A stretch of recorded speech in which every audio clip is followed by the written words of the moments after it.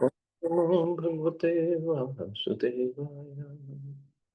Narayan Namaskritya Naram Chaiva Narottamam Devim Saraswatim Vyasam Tato Jayamudire Nashtaprahishu Abhadreshu Nityam Bhagavata Sevaya Bhagavati Uttam Shloke Bhaktir Bhavati Naistiki. So continuing with the discussion on Prabhupada Lilamrita by Srila Goswami, chapter 46. So Prabhupada is in Denver and on morning walk discussing with his disciples. Another sannyasi challenged that the Krishna conscious version was dogmatic, says there were many truths and many gods, but the absolute truth is one, Srila Prabhupada replied, because God is one. God has no competitors. If a person does not accept Krishna as God, then he has to present someone who's more fully God than Krishna. But if someone does not know who's God, then that person cannot deny Krishna. So that was Prabhupada's logic. If you speak that way, Prabhupada continued, then you are being dogmatic.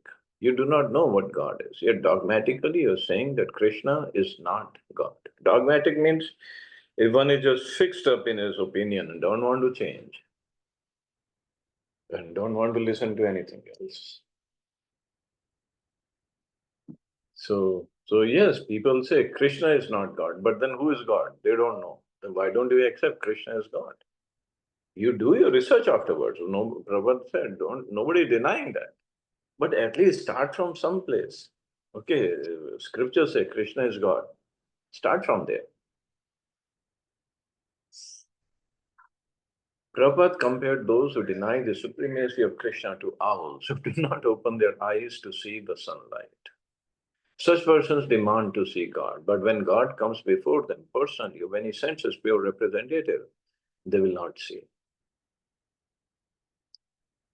On another morning walk in Denver, Tamal Krishna Goswami told Prabhupada that some of the devotees were reading books about health diets and were avoiding the prasadam offered to the deity in the temple. Srila Prabhupada immediately replied that this was not good. Fasting, he acknowledged, was good for health, but the devotees should not become weak.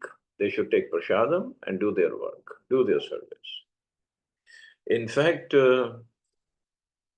once, I don't know where Prabhupada was, it was Ekadashi, I don't know which city, and in the temple,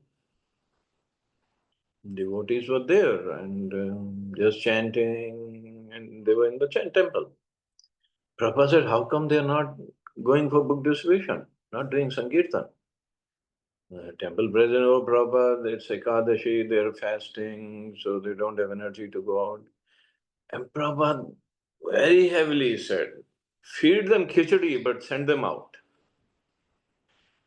Means they don't need to fast, just go out for Sankirtan. That is more important. But that doesn't mean we don't follow Ekadashi. The point, Prabhupada, is Sankirtan was more important. So even if Ekadashi, one can eat nicely and go for Sankirtan, go for good distribution. In fact, another thing, incident, once some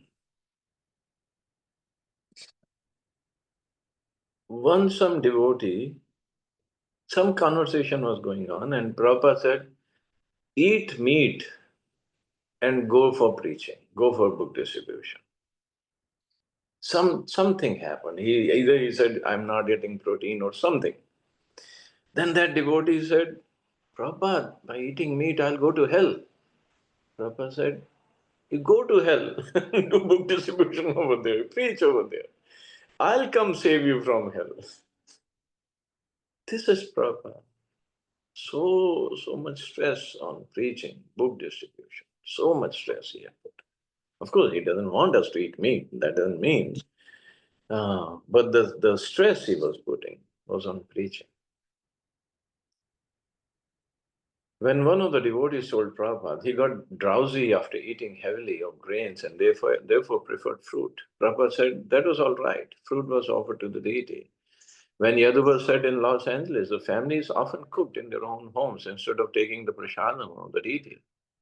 Bhavanand Goswami testified how wonderful it was at the Mayapur festival when hundreds of devotees sat down and took prasadam together. Prabhupada. Yes, what's the difficulty? Chapatis, rice, they are innocent foods. What's the difficulty? Harikesh. A lot of devotees are quoting you. They say there is no need to eat grains and that you said the grains were for the animals. Prabhupada. But I'm eating grains. Harikesh, I tell them that. Prabhupada. They say Prabhupada says, then you believe that. So Prabhupada himself said there are so many things I didn't say, but they're coming out as Prabhupada said this, Prabhupada said that. So devotees were misquoting him.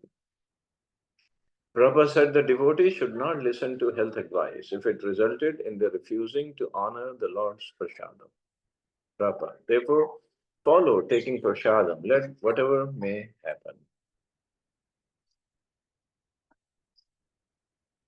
So prasadam, fruits one want to take, fine, offer it to Krishna and then Tamal Krishna, let us die eating prasadam. Prabhupada, yes, laughter, that is devotee. But we must prepare very first class foodstuffs. And then where is the complaint if it is first class?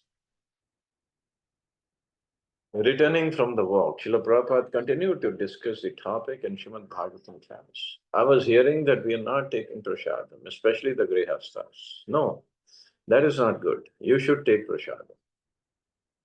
Prabhupada described how bhakti yoga begins with controlling the tongue by chanting and by eating Krishna prasadam. So in our branches, he continued, all the devotees take prasadam together. That is nice. Why we should not be liking to take prasadam in the temple? What's the fault? No, this is not good. Everyone should take prasadam. It's called prasad seva, service, not prasadam enjoyment. Prasadam means giving service. Prasadam is as good as Krishna and should be respected as good as Krishna. So one must have faith that it's not material. Those who are attached to the Krishna consciousness movement and are attached to the service, they should take prasad. First class prasad. Everyone likes a taste of prasad.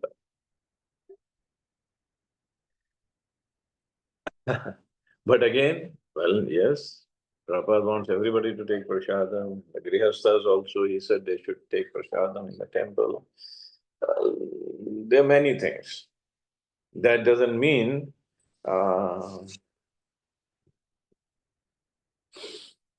some experiences. that, that doesn't mean one should just on the plea of prasadam in the temple, the Prabhupada said that taking prasadam in the temple, they don't do anything at home. Just take prasadam in the temple, come home, sleep, and then again get up, go take prasadam in the evening.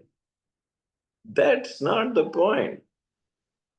Service is the point. If they're doing so much of service, yes, take prasadam in the temple and go to service.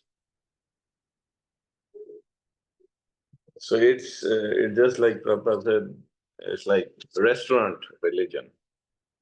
So we order whatever we like in the menu, and what we don't like, we just don't take it. So we like this part of Prabhupada's instruction, take Krishna Prasadam in the temple and don't take the other part. You have to do service. So, so one has to be very careful. And again, introspection has to go inside. What am I doing? Am I really making progress? Am I really doing something that is pleasing Prabhupada? Or is just pleasing me? July 2nd, 1975. On the plane from Denver to Chicago, Prabhupada scanned a Time magazine essay on crime, a cover story entitled, Crime, Why and What to Do. Landing at O'Hare Airport, he was greeted by hundreds of cheering devotees and the press. Your Divine Grace, Sri Govinda, the Chicago Temple president, said, pushing forward, this is Miss Jones from NBC television. How do you do? Smiled Miss Jones. And several other reporters held microphones before Prabhupada. I would like to know what the occasion is. Why are you visiting Chicago? Just now I have seen one article in Time magazine, Srila Prabhupada replied. He raised his right hand in an instructive gesture and leaned against the cane he held in his left hand. It was 4 or 5 pages, he continued. Crime, why and how to solve it. If you're serious, then you can take our method and suggestions. Then you can stop this crime. You have a way to stop the crime? Oh, yes, I have. Can you explain a little bit more about how you do it? Srila Prabhupada nodded. That we have to suggest. The social, political, educational, cultural, everything has to be changed. If you come, we can give you in details how it can be done. Miss Jones dropped the issue and asked Prabhupada how he felt about his welcome. She seemed unnerved by the devotees crowding around to see and hear Srila Prabhupada. By God's grace, Srila Prabhupada said, wherever I go, they welcome me like that. Miss Jones, are you used to anything a bit more serene? It was lots of devotees chanting and ready to hear Prabhupada. Serene, Prabhupada thoughtfully considered the word as they all stood together in the midst of the noisy, heavily trafficked airport. Of course, our whole propaganda is serene, he said. Yes, we are distributing God consciousness. It is a most serene movement. People have to learn it very nicely. Thank you, said Miss Jones. She had gotten enough. But Prabhupada added a last word. My message is to stop the crimes of your country. This is my sum and substance. You have read the article in Time magazine, Crime and How to Stop It. So if you take my advice, that can be stopped. The world is simply full of criminals, Prabhupada continued, seated in the back seat of the car as they pulled away from the airport's entrance. Crime means papi, sinful. To Srila Prabhupada, it seemed to make no difference that he was sitting in a car with a few disciples and not speaking with the press. If simply by law you want to suppress them, it will not be successful. Deliver them. Then you also come along with them. Not that these criminals only should be delivered and you will go on continuing with criminal activities, slaughterhouse and killing the child in the womb, means abortion. You are criminal yourself, the whole state.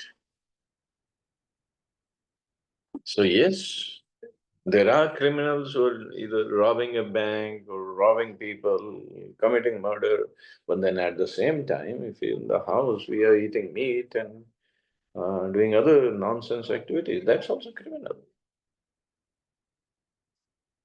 But nobody wants to stop that.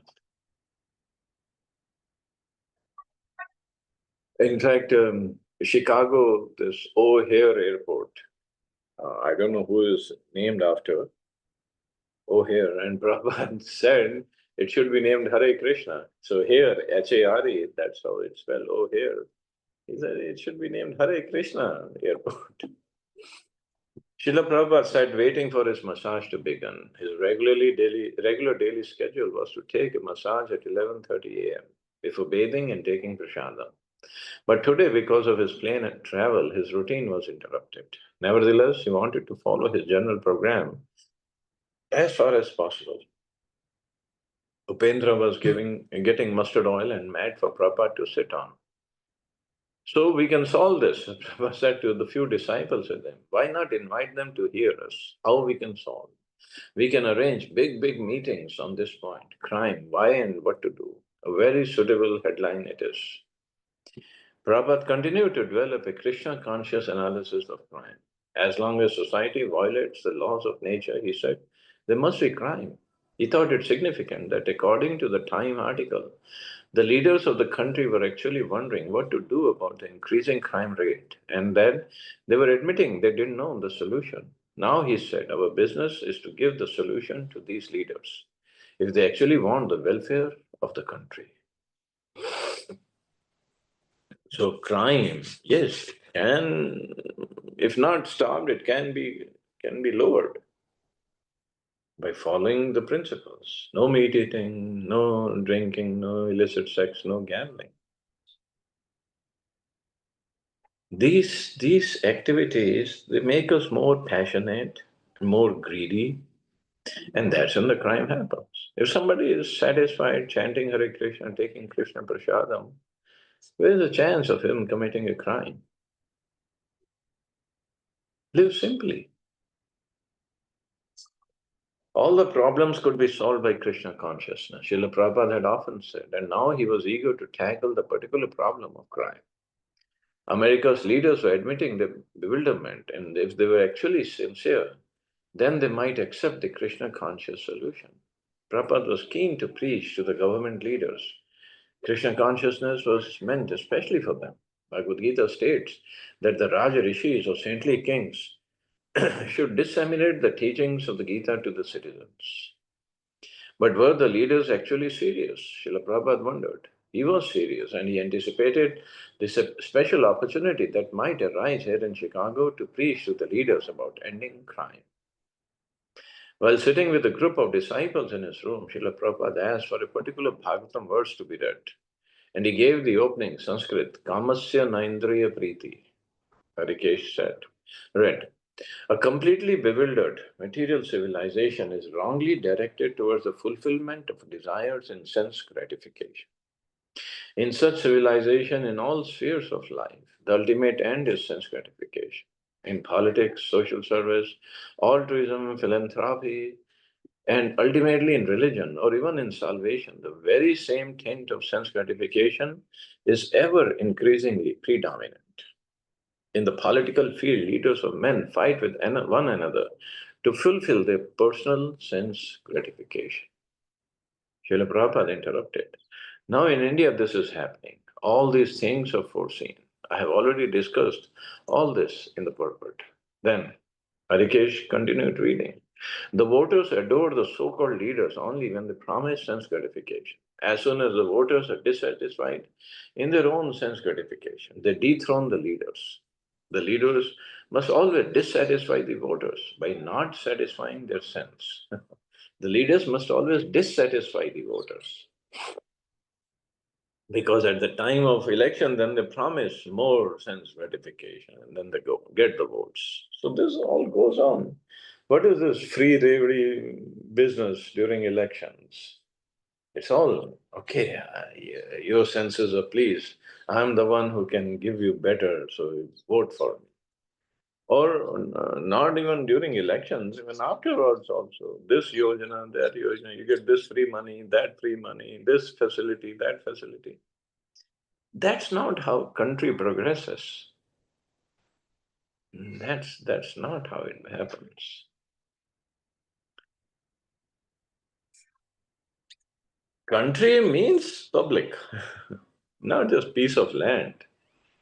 Country means public. And if the country progresses together, public definitely will make the progress. America, they don't offer all this, free that in the elections. Nobody does that. That's how they made progress.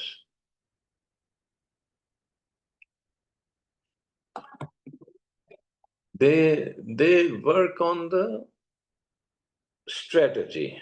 Okay, we do this, and then the whole country will make progress, means everybody will be more prosperous.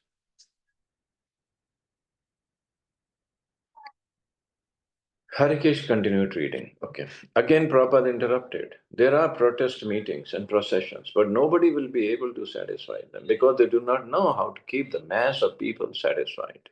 These rascals, they do not know. I've always said that they're rascals. Now they ask what to do. They will face so many problems.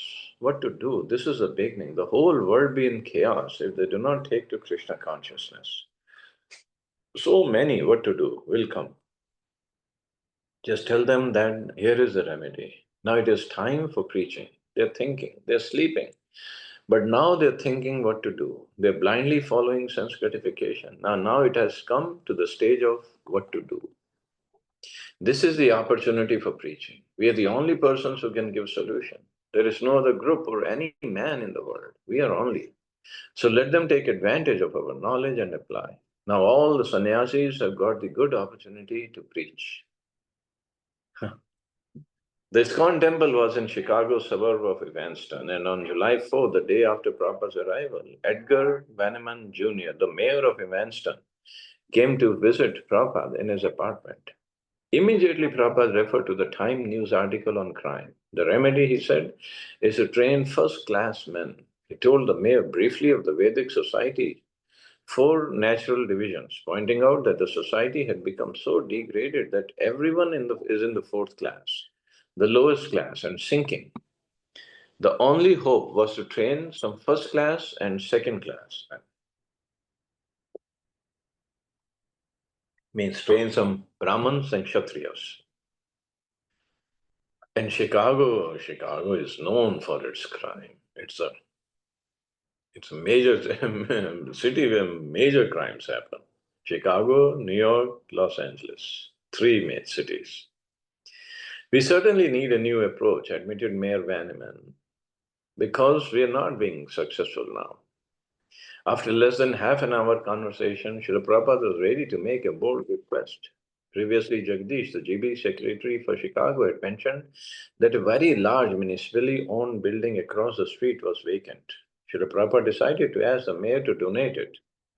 Already he had explained to the mayor that Krishna consciousness could stop crime and drug addiction. And he now asked Harikesh to read a letter by Dr. Stilson Judah, author of Hare Krishna and the Counterculture.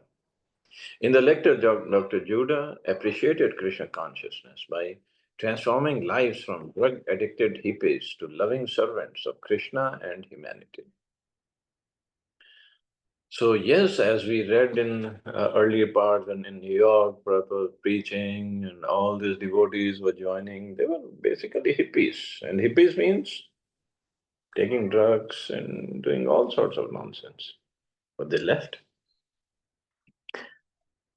So we can stop this, provided we are given the facility to work on, said Prabhupada. When the mayor replied yes, Srila Prabhupada made his request.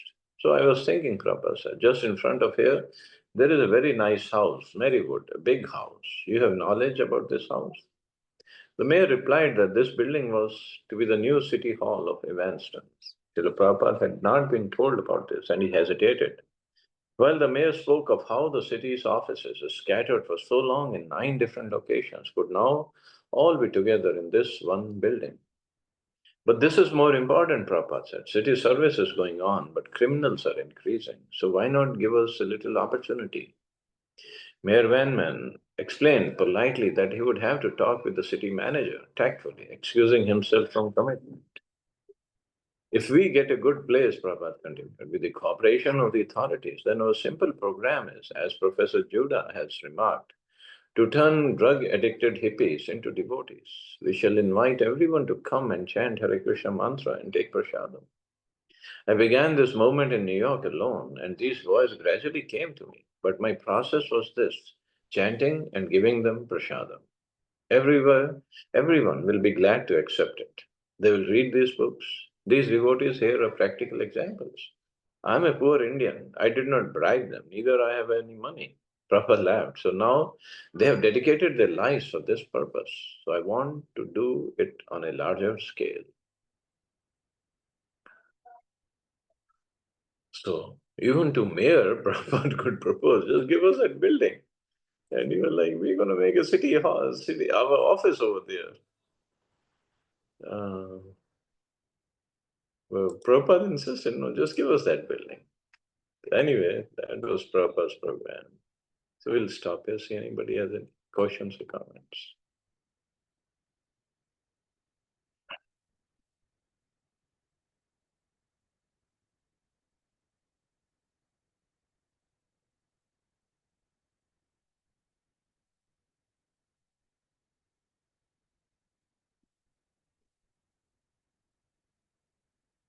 Okay, you all have safe and wonderful day. Hare Krishna. Jai Hare Shri Prabhupada. Krishna, Jai Shri Prabhupada. Thank you.